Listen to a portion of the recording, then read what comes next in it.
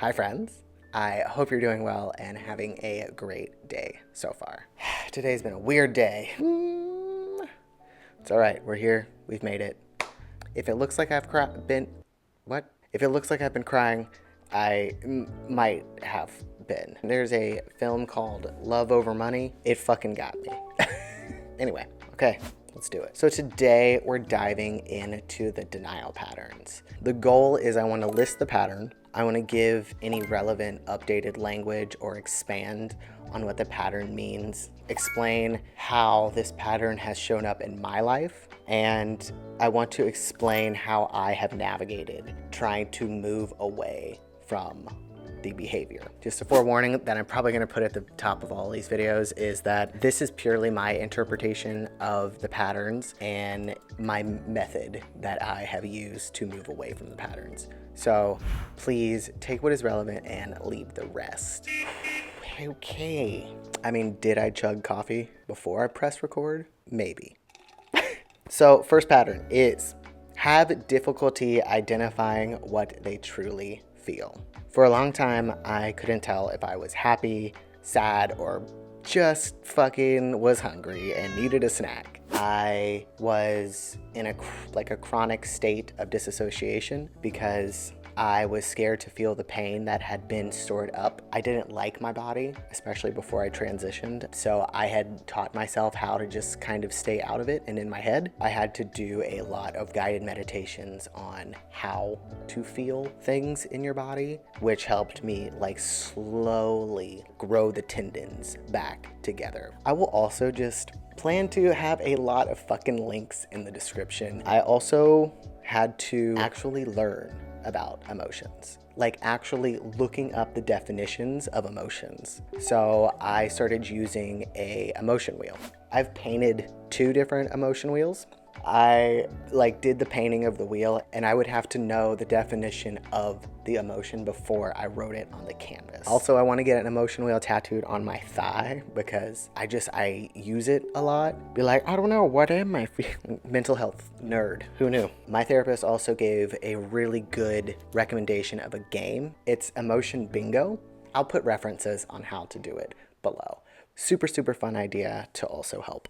I did try to ask myself sporadically throughout the day what I was feeling and reference an emotion wheel just to try and connect the two. Okay, I think that's the first one.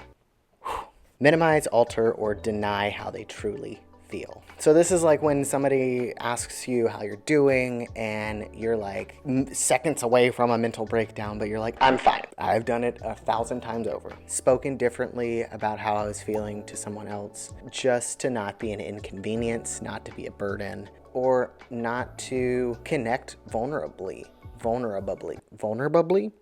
because deep down they felt unsafe, and instead of bringing that up to them, I would just kind of continue forward in the relationship with them feeling uncomfortable. A lot of self-abandonment. There was a deep-seated belief in me that conflict would last forever, mostly because I got a lot of silent treatment with having so many of those experiences. That belief system just got created in me that if I bring up my emotions, it will be held against me and weaponized as a way for them to withdraw their love. When you explode and those feelings do come out and the person's like, why did you never tell me that? And then you're kind of like, well, you made me feel unsafe. It was my responsibility to tell them that I felt unsafe. And instead, I was kind of wanting them to mind read my feelings so that I could remain comfortable and we could remain out of conflict, which is silly because you're lacking the 2 things that create depth and connection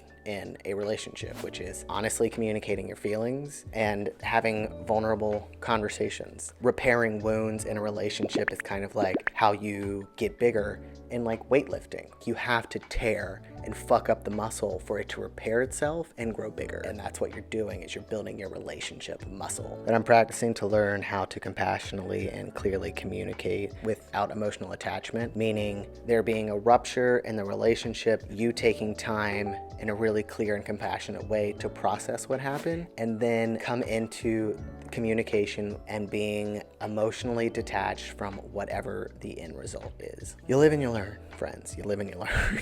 On to the next. Next, perceive themselves as completely unselfish and dedicated to the well-being of others.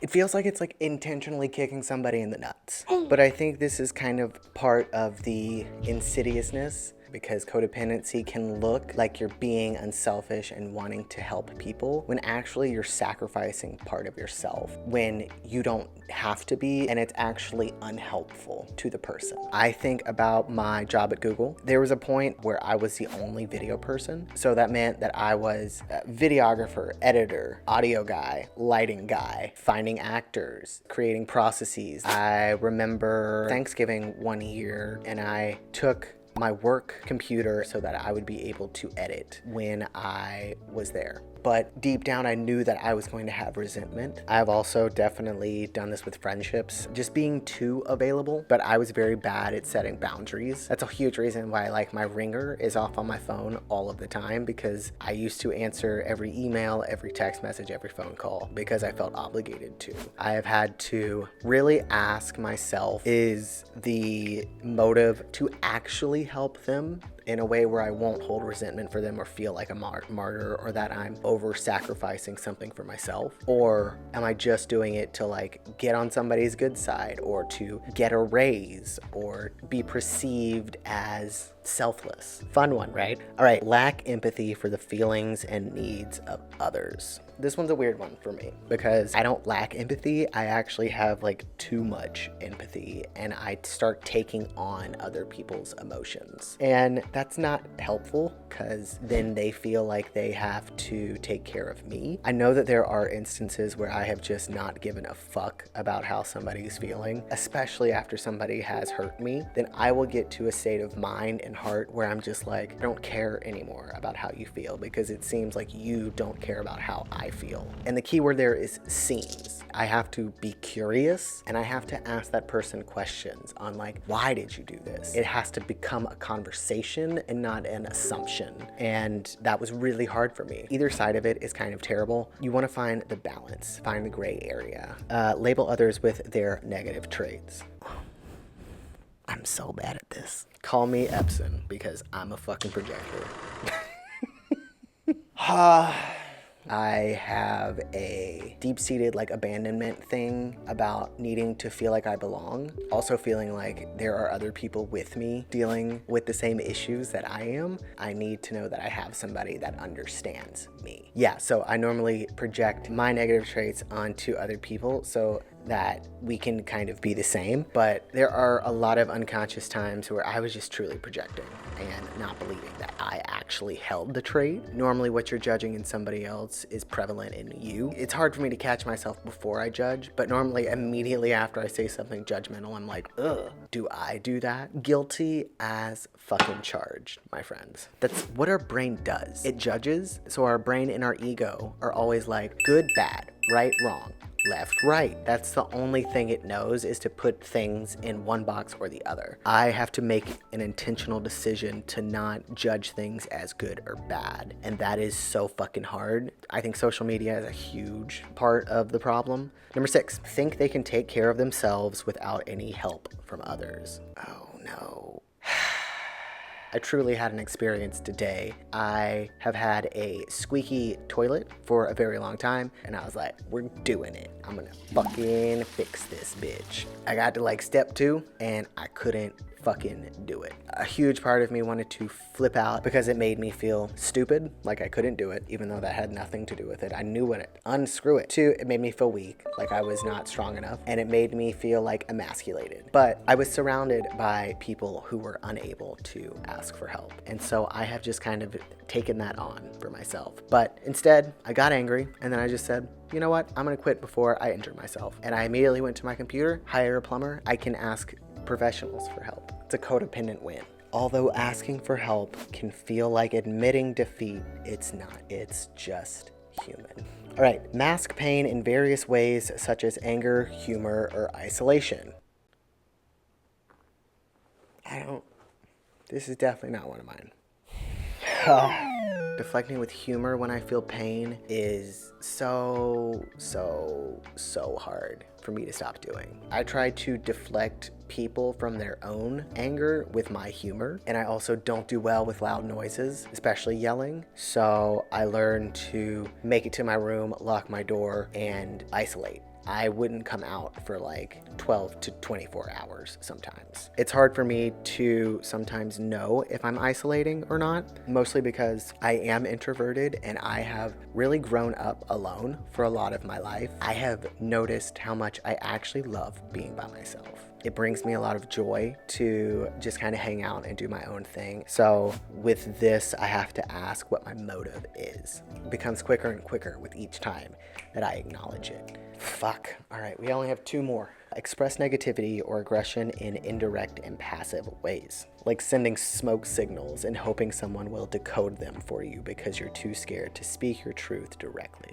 I would pick on somebody's behavior that I didn't like so that they would stop doing the behavior, which is just super immature and super mean, instead of just speaking directly, because I didn't have examples of how to do that. I definitely wasn't willing to do that. So I put, it takes a lot of vulnerability to be able to speak clearly about how someone makes you feel, but it's bringing an aspect of respect to the table for both of the parties involved, which is actually true love. No shame, me. You only knew what you knew until you knew something else. Didn't somebody already quote that I know? Finally, number 9. Do not recognize the unavailability of those people to whom they are attracted.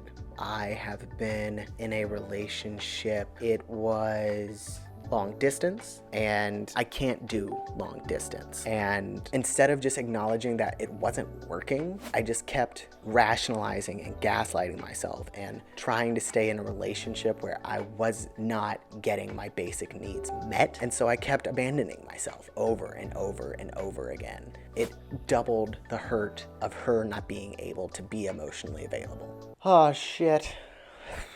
Well, you made it. You made it to the end of the video. I definitely encourage you to find a moment today to sit with yourself and journal. But just know that you are not a wrong or a bad person for these things showing up in your life. It's a part of you that you need to love and accept. Acknowledge where they do show up, write it down, and do better next time. Like, that's the only thing we can do. Please be loving and kind and compassionate and patient with yourself. I'm proud of you for showing up and clicking on this video and being willing to hear these hard things. Even though it's a little bit embarrassing and pretty vulnerable, I feel very grateful to have the courage to do it. I'm very proud of you, Quentin. So just know that. And know that I love you. Never feel ashamed for asking for help. Know that you're not alone. I will put a link in the description below of a website to go and find a therapist in your local area. All right, friends. Well, in the next video, we will be going over self-esteem patterns. Thank you all for joining me today, and I cannot wait to hang out with you again in the next video. So until then, be well, friends.